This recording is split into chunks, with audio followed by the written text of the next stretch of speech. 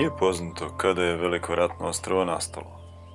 Zapravo, ovo ostrvo je kroz nama poznatu istoriju stalno menjalo oblik. Bilo je nekad veće, nekad manje, a na većini starijih mapa je u stvari prikazano kao grupa ostrva, uglavnom 2 ili 3, razdvojenih kanalima.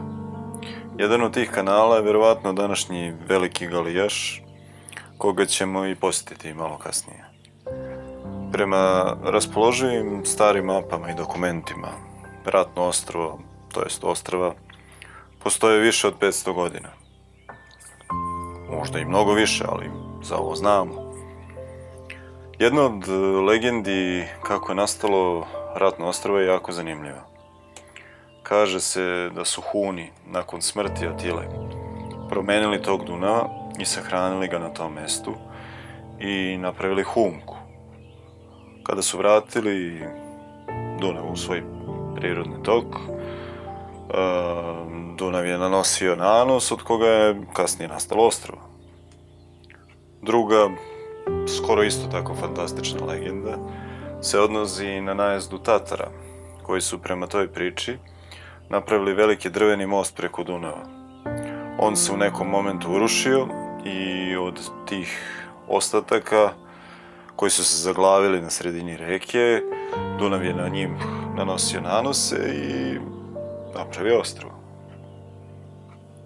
Tokom svoje istorije menjalo imena, zvalo se Dunavsko, Vojno, Cigansko, Turci su ga zvali Babalik, a malo ratno ostrvo je imalo naziv Konjsko, jer su se na njemu držali konji. Ime pod kojim ga danas znamo, ratno ostrvo je zaslužilo i u poslednjem ratu, kada su za vreme bombardovanja na njemu bile smeštene protivavionske jedinice i odatle je oboreno nekoliko krstarećih raketa koje su uletele ka Batajnici.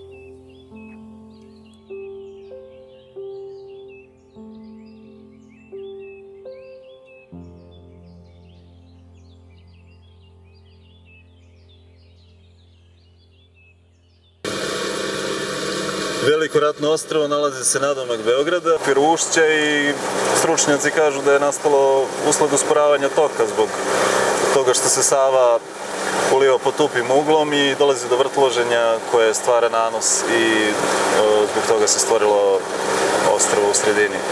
Ono je menjalo oblik tokom istorije više puta, a sada je najznačajnije kao ekološka oaza u blizini Beograda. U tome nam može malo reći i naš drugi saradnik Rastko. Pa tačno je, za samo 500 godina koliko se po pisanim podacima, koliko postoji Veliko ratno ostrvo, priroda je naravno uzela stvar pod svoje i danas nismo čak svesni da imamo biser prirodni. Znači, na samo kilometar od centra grada imamo negde oko 180 i nešto vrsta ptica, od čega su nekih 50 i nešto vrsta gnezdarice koje se redovno gnezde ovde, 34 vrste ptica prezimljuje na Velikom ratnom ostrvu, 20 i nešto vrsta su gnezdarice koje dođu pa odu, tako da je ratno ostrvo i migratorna i migraciona stanica za ptice, dođu tu da se odmore pa nastavljaju. I druge strane, to su sve vrste ptica koje dolaze čak iz Sibira, tako da imamo diplomatski kor vrsta ptica koje svraćaju ovde kod nas. Često spominjeno da su sibirske ptice ovde. Da, i pored toga, s jedne strane istorijski značaj ostrva, sa druge strane prirodni značaj ostrva, sve u svemu jako interesantna stvar i trebalo bi malo dublje da zađemo da pročačkamo mi da vidimo šta tamo sve ima. Hoćemo svakako. Malo ratno ostrvo je danas svedeno na veoma malu površinu. Najviše je uništeno posle Drugog svetskog rata ispumpavanjem peska zbog izgradnje Novog Beograda. Pesak je uziman i sa Velikog ratnog ostrva. Zapravo je postojao plan da se oba ostrva unište, ali nije odgovarao pesak do kraja za to i to nije sprovedeno.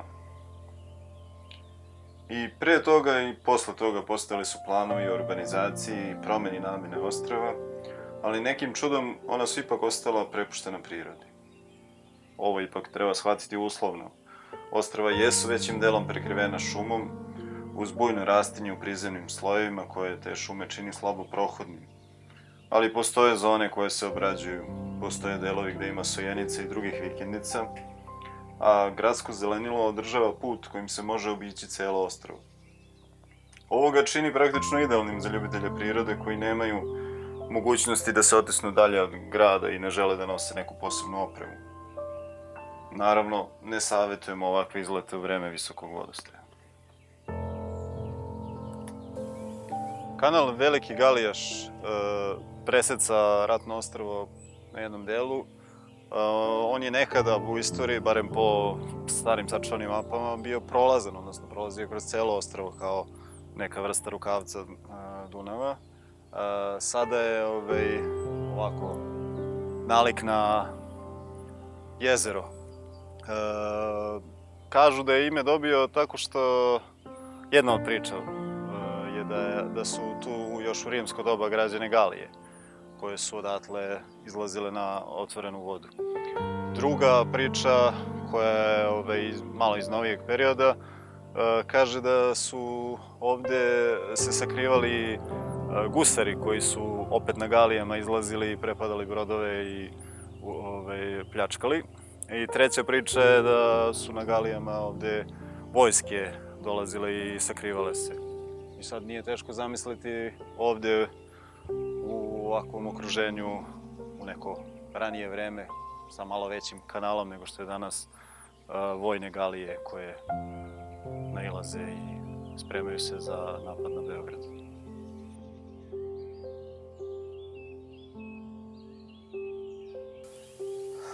Evo odavde se lepo vidi Galijaš, kanal koji praktično preseca Veliko Ratno ostrvo. Sa prirodnjačke strane gledišta, njegov značaj je u tome što je to prirodno plodište gotovo 50 vrsta riba koje se mogu sresti u Dunavu i u Savi. Kada je velika voda, ovde normalno zađu odrasle jedinke, polože ikru, mlađ se razvija. Ukoliko bi pala voda, oni i dalje mogu, mlađ i dalje može da opstane ovde i da živi i nanovo kad dođe velika voda, preko pontona tamo na početku Galijaša, mogu da se vrate u Savu i Dunav. A sa druge strane, prirodno plodište je isto tako mesto gde se neke vrste ptica hrane, tako da je to višestruka korist imati takav kanal koji preseca Veliko Ratno ostrvo. I u tom pogledu odlično je što ima trenutno vode i što se ipak održava, jer to daje kompletno bogatstvo Velikog Ratnog ostrva. Dakle, svih 50 i neka vrsta riba koje mogu da se sretnu u Savi i u Dunavu, neke od njih, evo ovde su se rodile i odavde su potekle.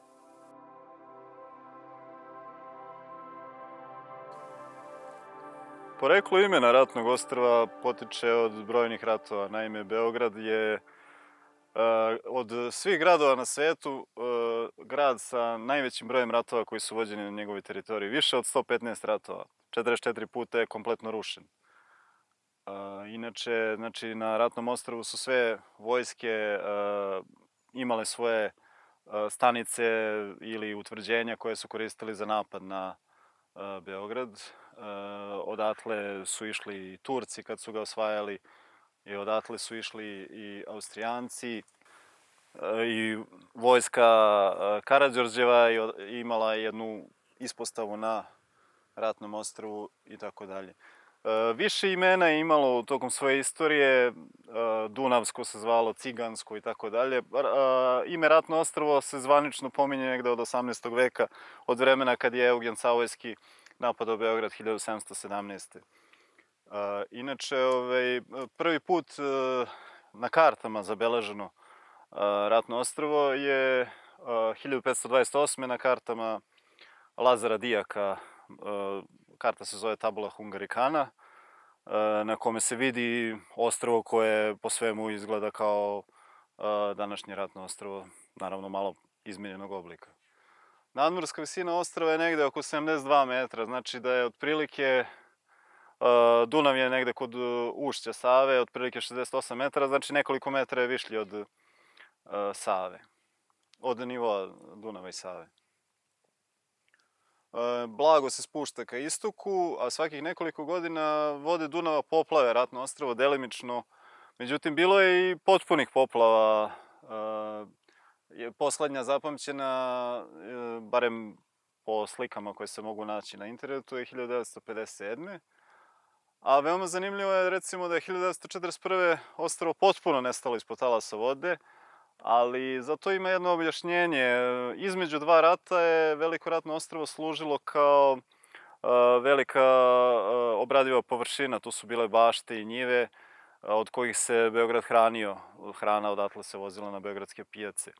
I tada nije bilo ni jednog drveta, barem na slikama tako izgleda, da nije bilo ni jednog drveta na Ratnom ostrvu. I ono je samo bilo nešto niže, verovatno zbog toga što drveće drži zemlju bolje nego trava i ogoljeno obradivo zemljište. Površinski slojevi Velikog i Malog ratnog ostrva su praktično aluvijalne tvorevine Dunava. Predstavljaju terestrične ekosisteme u široj zoni i vegetaciju grade vodene i močvarne zajednice, kao i zajednice poplavnih šuma, bele vrbe, odnosno Salix alba, bademaste vrbe Salix amigdalina, krte vrbe, ima crne topole, Populus nigra, zelenog jasena, Fraxinus viridis i da sad bagremca naravno. I nabrajanje svih tih vrsta bi trebalo više nego što imamo mesta na kartici. Sva ta biomasa koja se nalazi ovde omogućava da se na ostrvu gnezdi, hrani i razmnožava veliki broj ptica, od kojih, moram da kažem, imamo i diplomatski kor, a to su ptice koje su od međunarodnog značaja, znači nisu bitne samo za nas ovde. Primera radi, ovde se mogu videti patka pupčanica, patka crnka, plava pliska. Bilo šta od toga zapravo ne predstavlja samo naš problem, jer su to ptice koje su od značaja međunarodnog, jer između ostaloga Ratno ostrvo, to sam već pomenuo, je u stvari migratorno stanište, odnosno stanica tokom migracija ptica prema Sibiru i severu Evrope. Ono što je jako bitno i što nikako ne bi smeli da izostavimo, to je Veliko ratno ostrvo je mesto na kome se nalazi jedno od gnezda orla belorepana, Halietus albicilla. To je najveći evropski orao. Njegov raspon krila je uglavnom oko 2,5 metra. Samo 5 parova se gnezdi oko Beograda i jedan od tih 5 parova je ovde na Velikom ratnom ostrvu. U Evropi za sada postoji samo 90 parova tog orla, tako da je od vitalnog značaja očuvati njegovo gnezdo koje nećemo snimati iz vrlo praktičnog razloga, nećemo odati tajnu gde se ono nalazi, mada većina ljudi može i da ga nađe i da ga vidi. Od svih ptica, broj vrsta koje ovde mogu da se sretnu između 160 i nešto do 185, iz 46 familija, 16 redova, između 66 i 77 vrsta ptica, gnezdarica, 43 su stanarice, znači žive kod nas, 20 i neka je selica, 14 vrsta skitnica je zabeleženo da svraća kod nas, a 34 vrste svake zime zimuje na Velikom ratnom ostrvu. Ihtiofauna, to smo već rekli, zašto je važan kanal Galijaš, je veliko prirodno plodište. I ponekad ovde ume da zađe divlja svinja i time se ovde stvara jedan potpuno zaseban ekosistem, bez obzira što se nalazi na samo kilometar od centra Beograda. Ono što ja lično doživljavam kada dođem na Ratno ostrvo i kada se prepustim njegovim lepotama, Beograd i Beograđani najveću korist od Velikog ratnog ostrva mogu imati onda kada nemaju apsolutno nikakvu korist.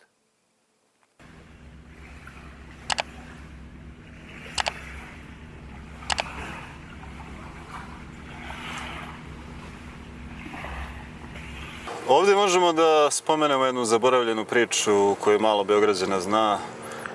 Tu je naš prijatelj Milan Nikolajević koji će nam više detalja reći o tome.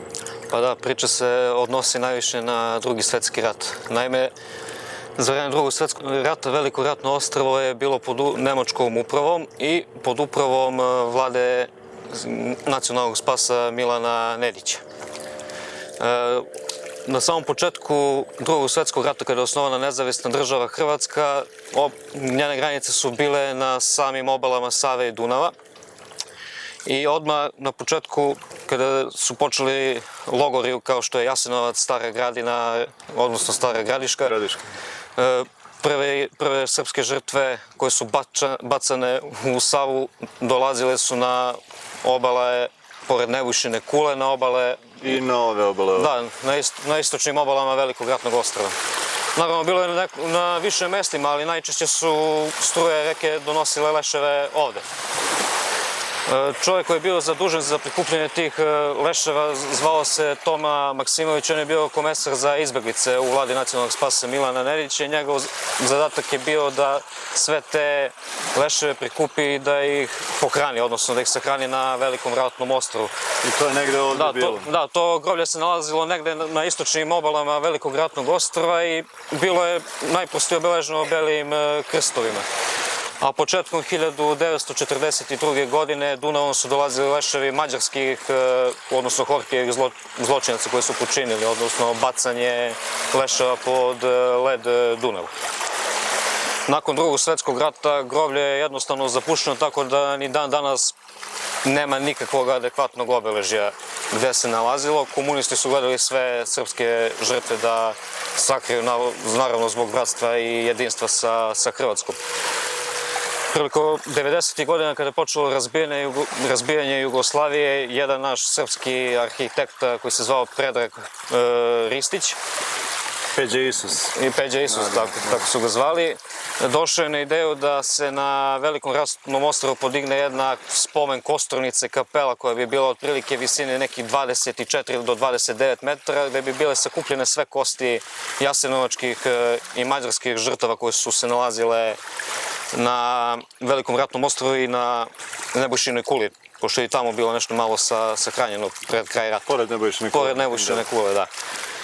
Međutim, njegova ideja nije zaživela uopšte, ali dan danas postoji nacrt njegove kapele. Ona bi trebala da bude negde na sredini ratnog ostrva i izgledala bi otprilike kao spomen kosturnica na Zebrinjaku. Imala bi reflektor, odnosno kao svetionik pri vrhu, gde bi se nalazio i krst svetaći. Ali zanimljiva je priča da je u stvari cela ta, sva ta dešavanja sa tim leševima koji su isplivavali u stvari i ponukala Peđu Ristića da postane arhitekta da gradi crkve, je li tako? Jeste, da, on je bio svedok svih tih događaja, on je kada je umro prošle godine imao blizu 90 godina, tako da je sve te događaje u Beogradu mogao da vidi svojim očima. Čak je prilikom davanja jednog intervjua za Večernje novosti opisivao sve te događaje koji su ga podstakli jednostavno da se bavi izgradnjom crkve. Da postane arhitekta praktično. Da postane arhitekta, ali specijalnost da mu budu crkve, manastiri i kosturnici. I mnogo ih je sagradio. Da, ne znam tačno prilike koliko, ali da. Pa spominje se neki broj 50-ak, do 100, zavisi. Da. Inače, žrtve koje su dolazile Savom i Dunavom, bile su, pre svega Savom, nalazile su se i u gradu Šapcu. Tamo postoji posebna arhiva koja ni dan danas ne zna se, jednostavno je nestala. Ali bila je sve pedantno zavedena. Ne zna se tačan broj. Ne zna se tačan broj koliko je bilo tih leševa izvađeno, mada po nekim pričanjima, to su sad samo pričanje, oko 2000 leševa je došlo u Beograd. Savom.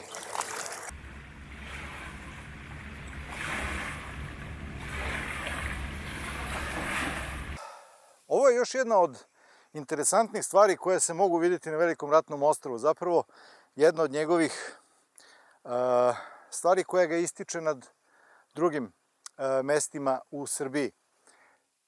Ovo drvo iza mene je Taxadium distichum.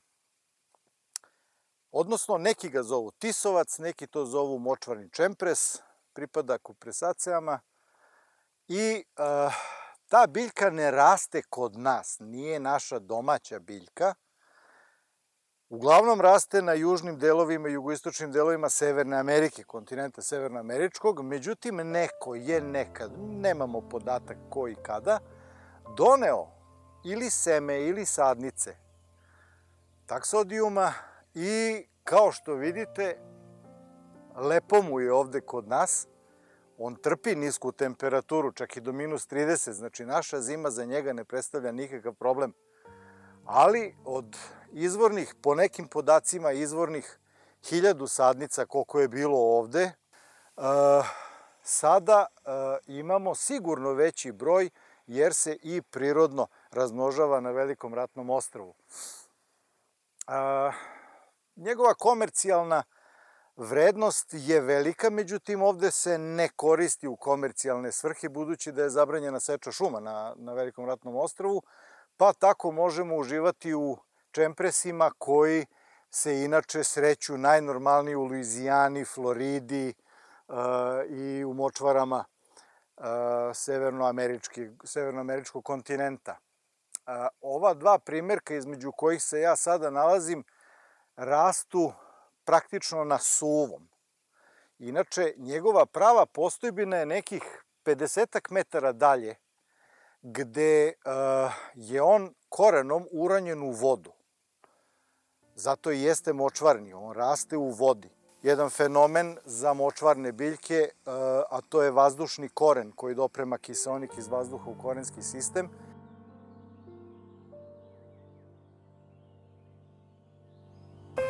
Ratno ostrvo, odnosno grupa ostrva među kojim je i ovo ostrvo sada ovde, od uvek su služili između ostalog i za krijumčarenje.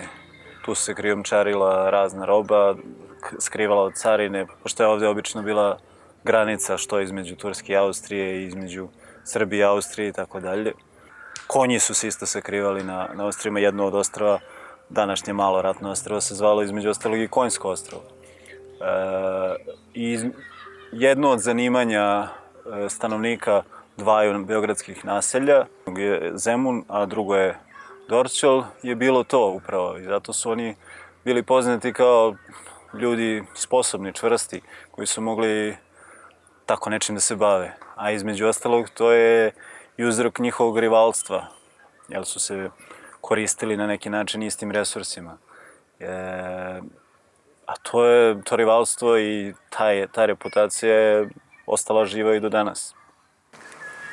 Najmoderniji, najurbaniji deo Velikog ratnog ostrva je plaža Ledo, koja se nalazi na ovom gornjem kraju ostrva. Ona je uređena, peščana je plaža, ima mnogo terena za odbojku na pesku, prijatna je, udobna je. Inače, tokom letnjeg perioda je povezano pontonskim mostom. Od 2000 i neke godine, svake godine se gradi pontonski most, pa se može preći pešice, a u većem delu godine postoji služba koja vozi čamcima na svakih 15 minuta. Se može doći i obići i boraviti ovde.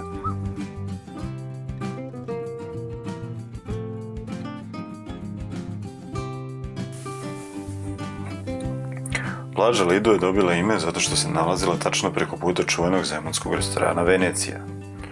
Restoran Venecija je sagrađen nedaleko od kapetanije i imao letnji paviljon na stubovima. Najpoznatija plaža kod prave Venecije se zove Lido i tako je i zemunska plaža dobila taj naziv. Na toj plaži se između rata nalazilo i kupalište. Mnogi su zemunci tada tu letovali, a tu je bila i velika zgrada od koje su danas ostali samo stubovi.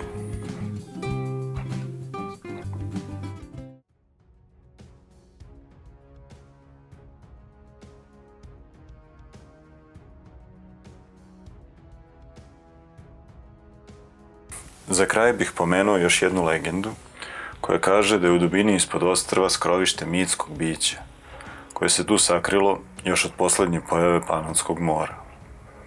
Ono drema u dubini, ali ipak čuva reke i pazi na grad koji je tu nastao, ali za sebe je ostavilo mirni kutak. I stvarno, koliko gradova znate koji praktično u svom središtu imaju oazu divlje prirode? Pored toliko planova koji su mogli dovesti do njegovog uništenja, pored toliko ratova vođenih sa njega i pored njega, stvarno imamo čudo pred nama.